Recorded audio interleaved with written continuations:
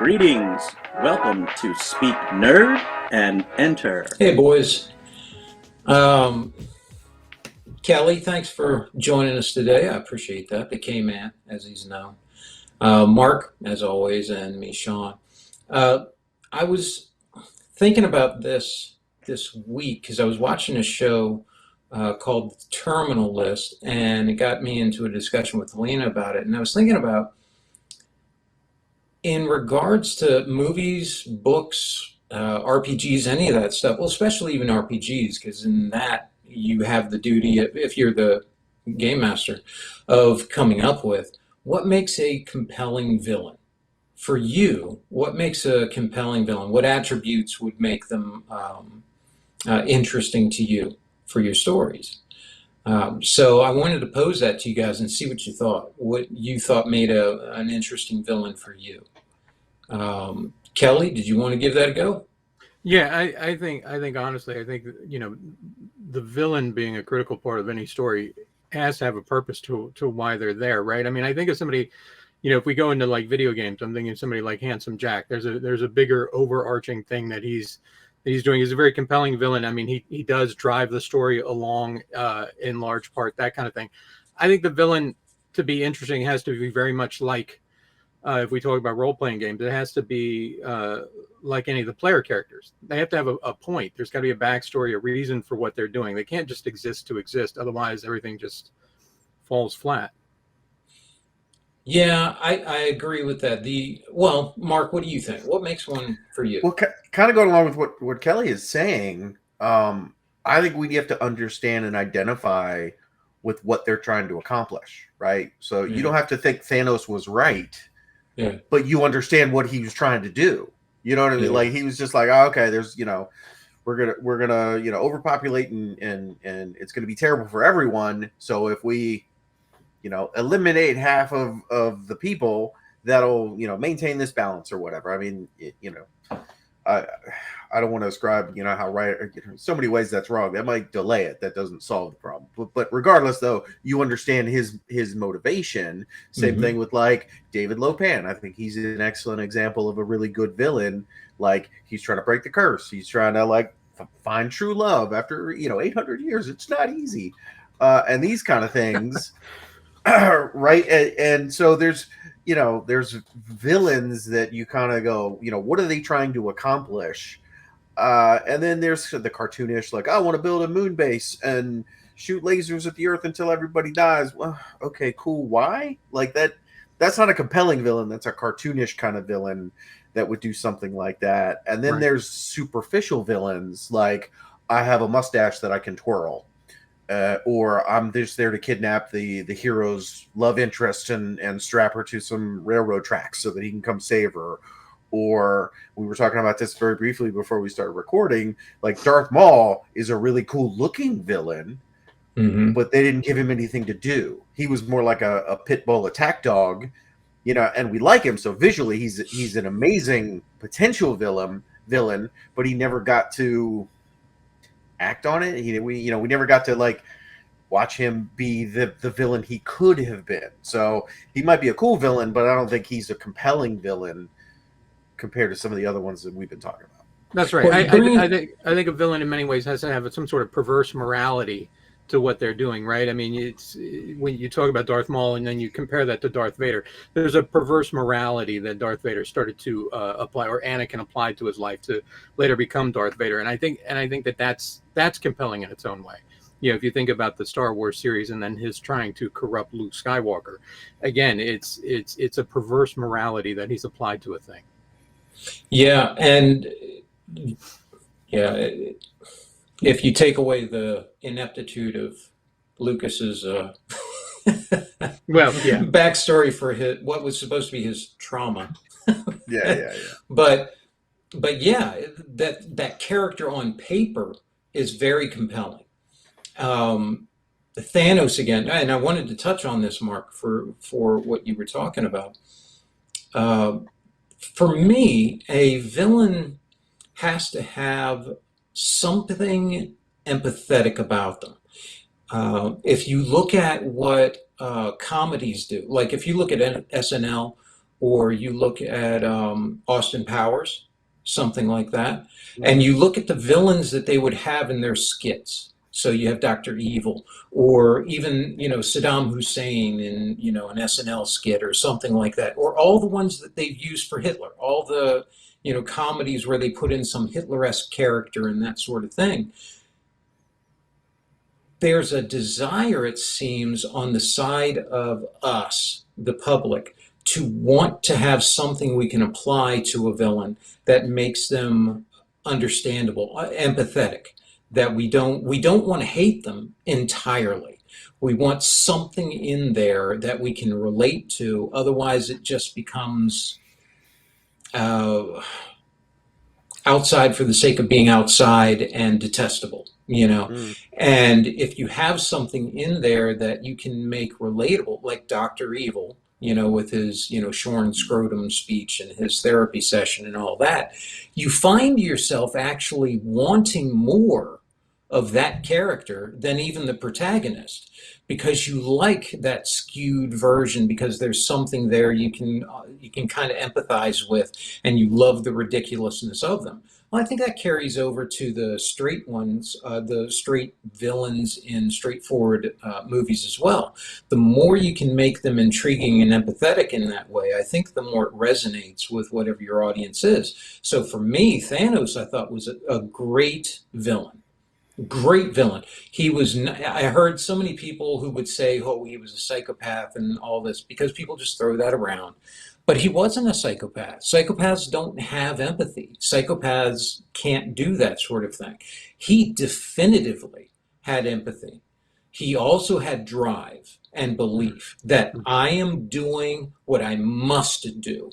Right and wrong's got nothing to do with it. I have to do this for the betterment of everyone. Right. And like you said, Mark, you can debate all the things about the different aspects of it and all that, but it doesn't matter, because his drive was there, his belief. I loved the scene I wasn't a big fan of Endgame, not nearly as much as Infinity War, but in there, when Thanos sees himself get his head cut off, in any other movie, you would expect him to do something like panic at his own death, or freak out, or say, well, we've got, something like that. Right, or be upset, or vow revenge, or any of those. Right. Yeah, there was none of that. He was like, well, that's destiny fulfilled. Did it. That sort of belief in what they're doing makes them all the more terrifying at once, and empathetic at the same time, where you lament, this person has a sense of honor. It may be skewed, might not be on my wavelength, but it is a sense of honor that, man, what a tragedy that they are just that bit off, and it could have been something better, Okay, so have either of you watched Better Call Saul? No. Well, I saw the first episode, but I haven't watched it beyond that. Okay, so you haven't watched it. Better Call Saul, and by extension Breaking Bad, have some of the best villains, I think, that have ever been, committed to television / film, whatever you want to call it. So in Better Call Saul, I'm not trying to give a bunch of spoilers, but one of the main villains in that is Lalo Salamanca, and he is just so friendly and affable and is always smiling. But behind that is this unexpected, like, he could turn very violent, but you can tell he's got reasons for what he's doing, but he doesn't feel the need to run around and be all like, I'm a bad guy. He's literally just this kind of, super friendly guy with a big smile on his face, but it makes him more villainous. You know what I mean? As opposed to somebody who's like sneering and twirling their mustache or threatening everybody around them, like, oh, if you don't do this, I'm going to do something bad to you. I mean, that's very flat. You know what I'm saying? I heard somebody. Of course, there's Gus Fring, who is a different type of villain as well. But like I say, I think that Breaking Bad and Better Call Saul are masterclasses in how to create villains. Even Walter White goes from being a teacher to ultimately being a bad guy, and we follow his journey to him making these decisions of letting this woman die because she choked on her own vomit versus turning her over so she wouldn't die. That was a choice. He killed her, or allowed her to die accidentally through his inaction. And there's other examples of what he has done or not done, but again, we could follow his motivations on why he did this and why he did that, and they're completely understandable. At some point he's even like, well, what did you expect me to do? If we didn't kill your chemist, you would have killed us, and so we had to do that, and et cetera, et cetera. So I think there's some, but nobody in that is like, they step out of their car and you're like, that's the bad guy. You know what I mean? Like you look at this guy who's running a chicken restaurant, or you look at this other guy who's, just looks like some dude. Don't get me started on the twin brothers, in like the silver suits and whatnot. They look like bad guys, but they hardly say a word in anything. You know what I mean? And so they are almost what's the word I'm looking for? Kind of the superficial bad guy. Like you look at them and you're like, yep, those are the bad guys. But the real bad guys are everybody else. You know what I'm saying? So they're like the Darth Maul equivalent of bad guys in the Breaking Bad universe, in my opinion.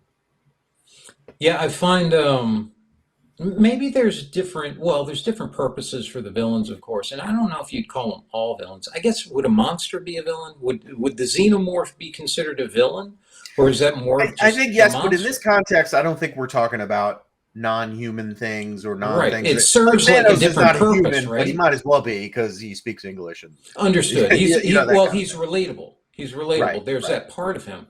With like the xenomorph, that's more of a monster movie, and I don't really consider that villain. That's just what they Right, are. yeah. So You yeah, know? I wouldn't delve off into like Jaws, and you're talking about sharks, and we're talking about monster. Like, I don't think that's what we're talking about. In fact, let's like kind of bring this down is if you're creating a role-playing game campaign, right, and you need to do your big bad guy villains, how do you pull that off without being kind of one-dimensional or these kind of things? And so I think it comes down to like, what do they want? What is your villain trying to do? Do they have power and they're doing evil things to try and keep it? Or they're trying to get power? Or is it power they even want? Do they want something different? And I mean, for me, understanding what. Oh, go sorry. ahead. Go ahead. No, go Okay, ahead. no, Go ahead. I was going to say, I mean, to just dovetail on what Mark is talking about, for me, it comes across as something very Pablo Escobar, like where you are ultimately a bad guy. You're doing lots of nefarious things to advance your cause, but you do cultivate sort of this Robin Hood like persona that you're robbing the rich to feed the poor kind of thing. But really, if somebody digs into it, you're not operating in a strict black and white. There's just this very big gray area. Sure, you've got the boundaries of black and white, but I think a truly compelling villain in any particular story has that thing where, like you were talking about, you can see the overarching goal of what they're trying to achieve, but it is just so skewed from what would be reasonable, right? But they do attract people because there's people who need what they're willing to do with a compromised morality. So they do have a following. I'll give you another example. If you guys have seen the Battlestar Galactica reboot series, that had the female Starbuck and whatnot. So it was an excellent series, fell apart near the end, but at one point they run into the Battlestar Pegasus. Yeah. And Pegasus was literally commandeering people. They were shanghaiing them because they needed people to work on their on their Battlestar, and so they come across these groups of refugees and ships or whatever, and they're like, yeah, you guys are useful, we're going to take you, and kind of leave the rest of them to their own devices. And so, which was the opposite of what the Battlestar Galactica was doing. They're like, everybody on board, and they're bringing this long wagon train of defenseless people trying to keep them safe. But you understood kind of what that captain was thinking, right? They're like, we're in a war and we need resources, and you know what? Yeah, I'm gonna take you, but I'm not gonna take your family. That was one of the things. Like one of the guys they were talking to, he was like, yeah, they didn't take my family, but they took me because I'm a mechanic or something like that. So that's one of those examples where not necessarily a villain, but somebody made very villainous decisions for reasons we all understand, even if we don't agree with them. You know what I mean? Mm-hmm. Well, I think that's part of it. Is that I think that's the attraction that both of you are kind of mentioning, is that we understand ourselves. We've talked about this many times, and I'm more asocial with a bent towards maybe antisocial, but without the lack of empathy thing. But Each of us knows the hypocrisy in society, all the things that society does that are hypocritical, and yet, will sit and justify the things that it does and all that. Well, the thing about a good villain, I find, is that that's what they do. They poke holes in society's morality, and you as the audience member are sitting there thinking, well, yeah, he's kind of right. You know, the Joker in the Dark Knight, I and was just thinking about Thanos, him that as you sort of said thing. that. Yeah. Right, and you're sitting there thinking, or the Joker out of the Joker, Yeah. when he's saying, if I was laying on the street, you'd step right over me, but because I shot three of you, now you're paying attention, that kind of thing.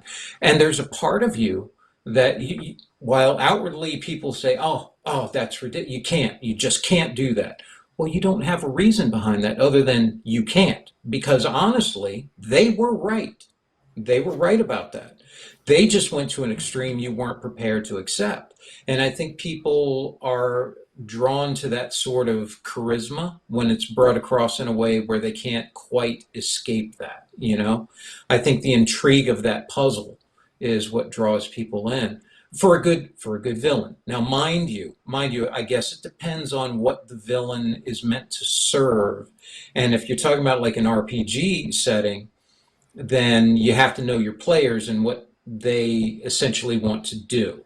Is it they want to do a dungeon crawl sort of thing, or the video game thing you were talking about, Mark, where you just go into a room and there's, this many bad guys and you have to take them out, and that's just, that's just hack and slash, just rolling dice for a cool effect kind of thing, kind of stuff, which is fine if that's what your people want to do. And you don't really have to put much effort into that. That's just essentially, we were talking about the monster sort of thing. You got the cool looking Darth Maul, the xenomorph, that sort of thing. You just throw them in there to essentially die, is really what that is.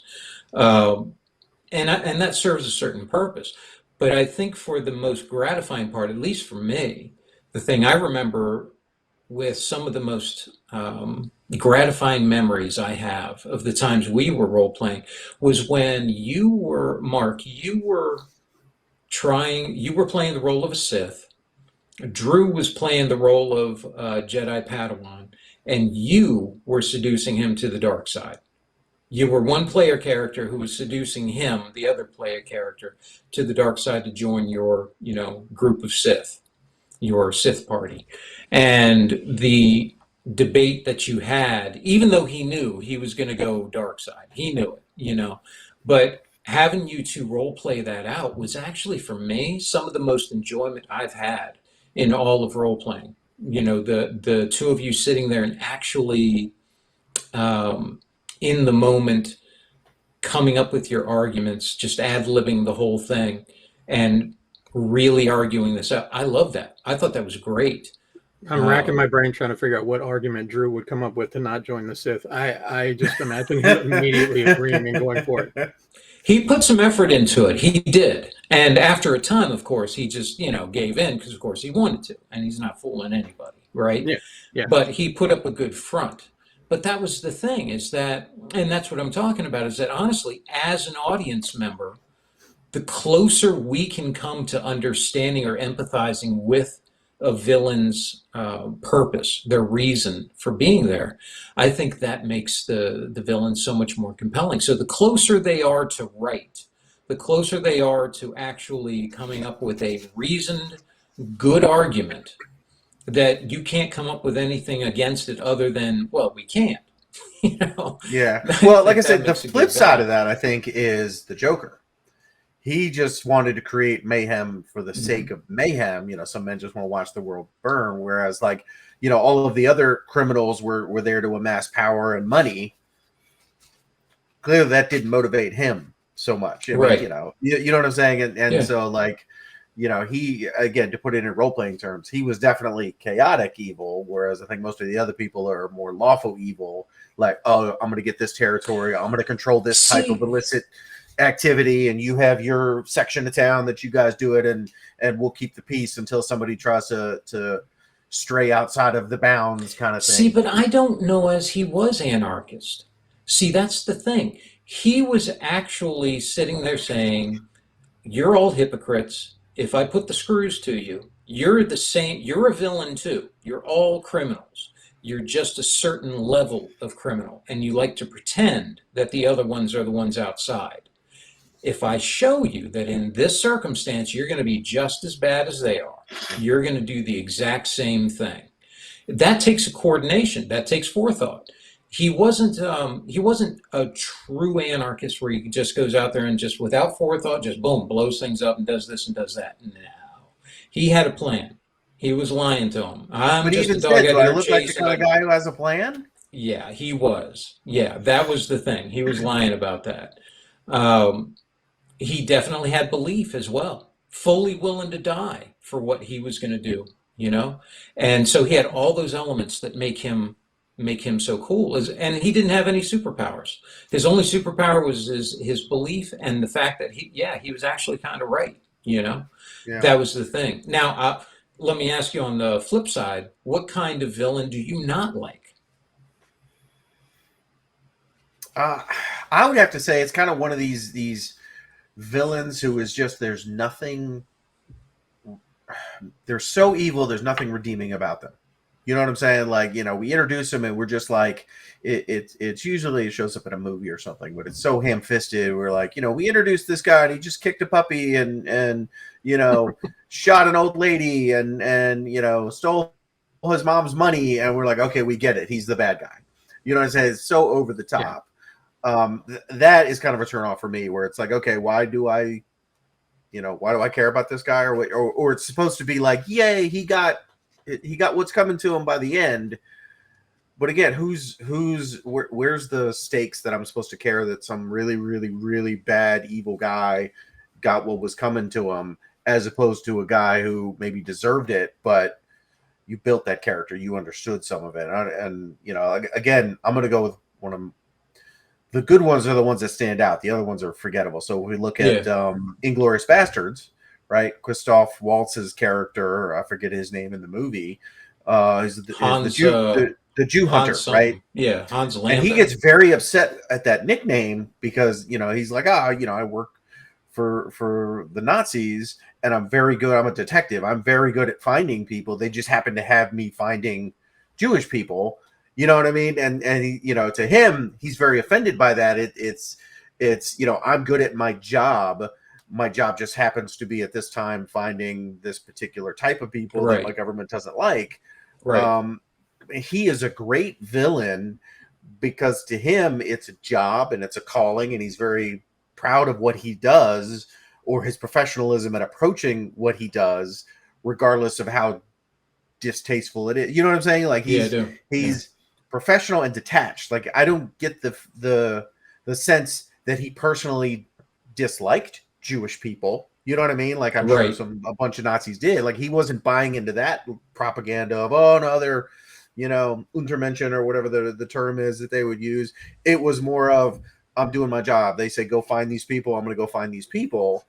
But he did it so and again, he was so affable and personable and slipped in and out of languages as required and these kind of things. So like, I think he made an amazing villain because you didn't look at him and go, oh, here's an evil Nazi who hates Jewish people. That is not how you would describe that character, right? This is a professional detective who's doing his job, and as they say, hilarity ensues. But he's absolutely a villain, because look at what he did to kind of, in the end, he betrayed the German high command, and he strangled this woman so that he could make his own deal and try to escape what he knew was going to happen, when the war ended, and not favorably for his side, that kind of thing. So he was absolutely a villain, but I think he was an amazing villain. You know what I mean? Yeah, I agree with that. I agree. Yeah. Kelly, do you have a villain that you don't like? An example of one you don't like? I kind of like Mark. I was trying to sit here and think about, because you remember the good ones, you don't really remember the bad ones, right? But then I thought John Lithgow in Cliffhanger, or any villain in a Jean-Claude Van Damme movie, something that's one-dimensional, only exists to promote the quote-unquote hero, right? Yeah. Yeah, I agree with that. And my answer to that would be any villain from an 80s movie. Like RoboCop and that sort of thing, where it's always the corporate guy who's in it for money and Yeah, that yeah. kind of thing, or the same villain, the same corporate guy who was then in Total Recall. It became that kind of thing. There was a specific poster man for villain, and you were going to put him in there and just be happy that he got shot at the end, that kind of thing. And I found myself never caring one bit about them at all. Right. But again, along comes Die Hard. Yeah. And introduces us to Hans Gruber, who Yeah. is, who changed the paradigm of what we thought a villain was. Because before that, it was always the Jean-Claude Van Damme villains and the twirly mustaches, and it was the evil guy. And here rolls this dude in with with expensive suits, and he's cultured and these kind of things. And it's like, oh, it's a terrorist. Oh, not a terrorist. I'm just a really, really ambitious thief. Yeah, I mean, that was just so well done.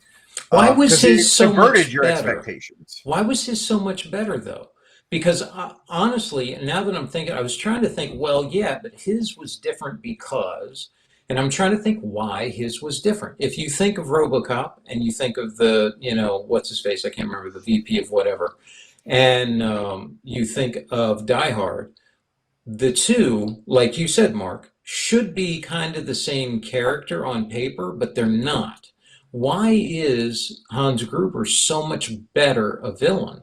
Well, I think there are today. two reasons. Being violent.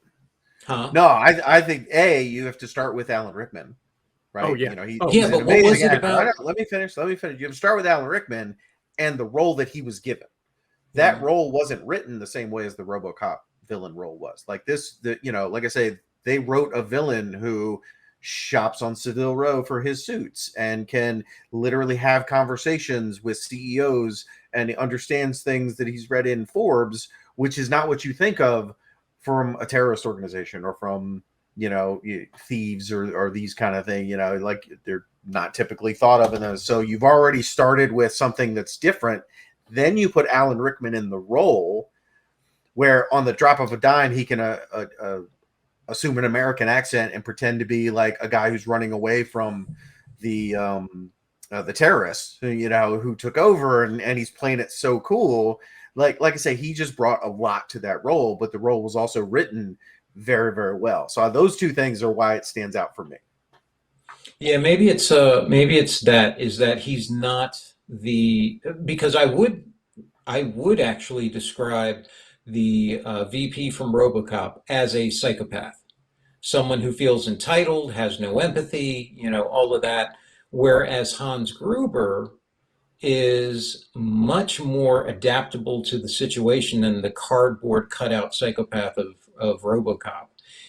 But he was also planning to murder everyone there in an explosion. Oh, he was. So he's absolutely evil and on that same level of I don't care about anybody, so I can get what I want. You know what I mean? Yeah. Yes, but adaptable to the moment where he could, like you said, because I thought about it when you brought up him, in the moment becoming American and, playing Bill Clay and, telling him all that and the paintball and all that stuff.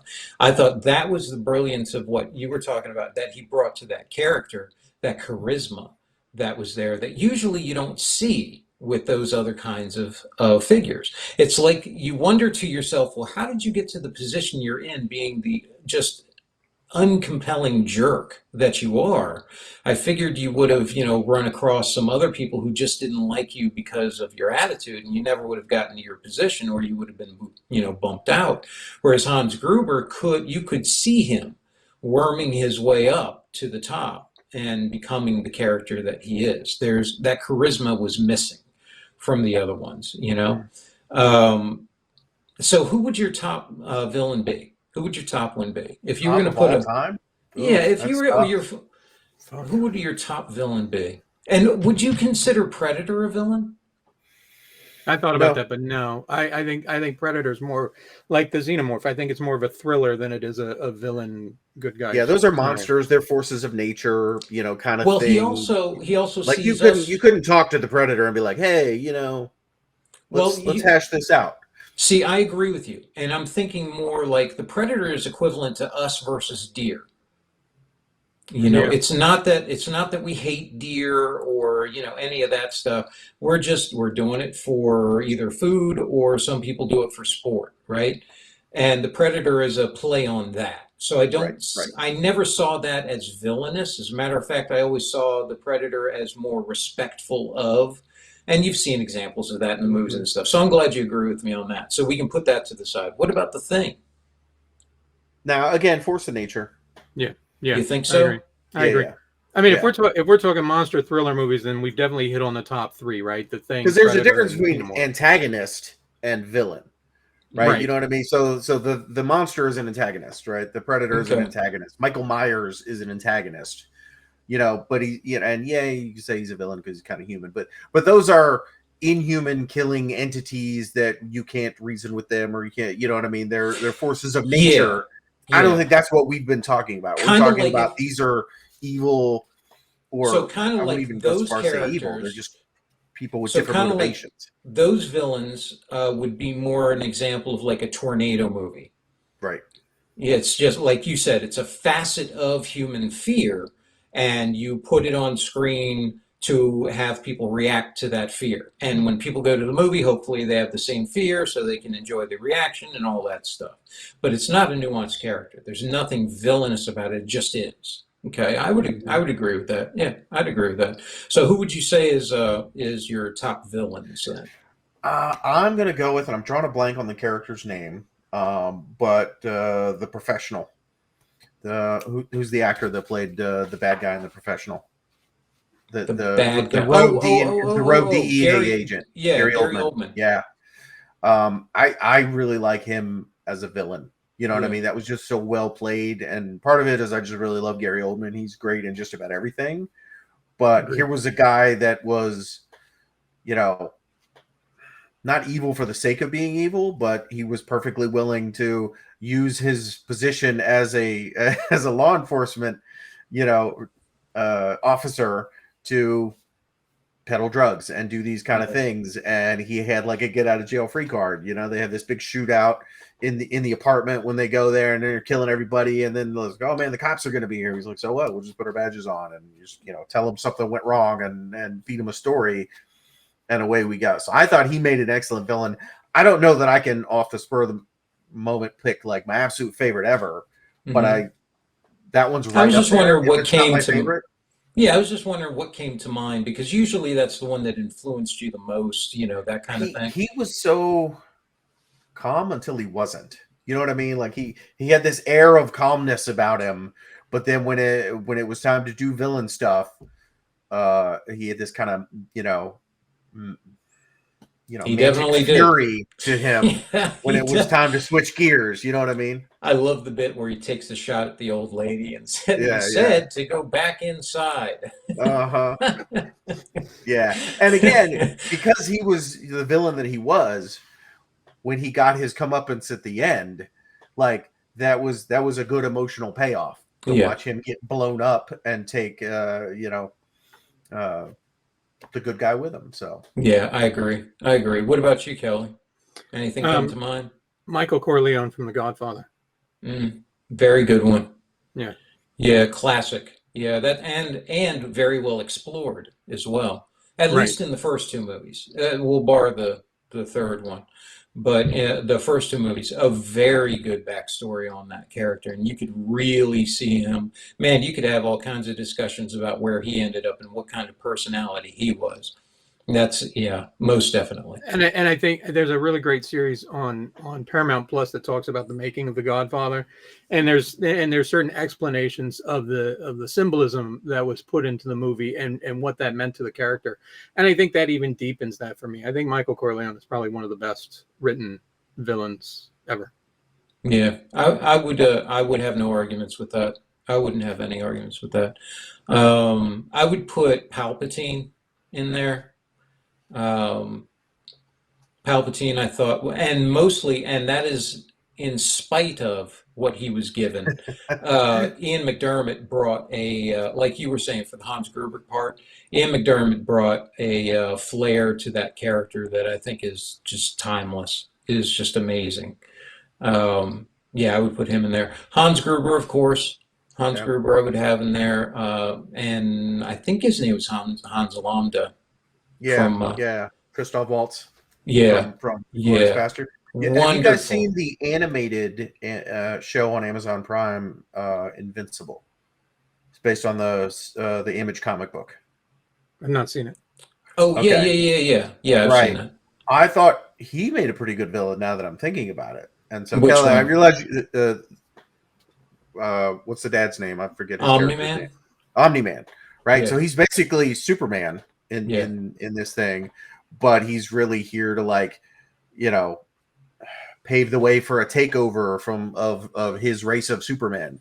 You know what I mean? right. So it starts out episode 1, he's Superman, and he's saving people and doing these things. You're like, oh, okay, well, this is the equivalent of Batman, and this is the equivalent of Wonder Woman, and this, that, and the other.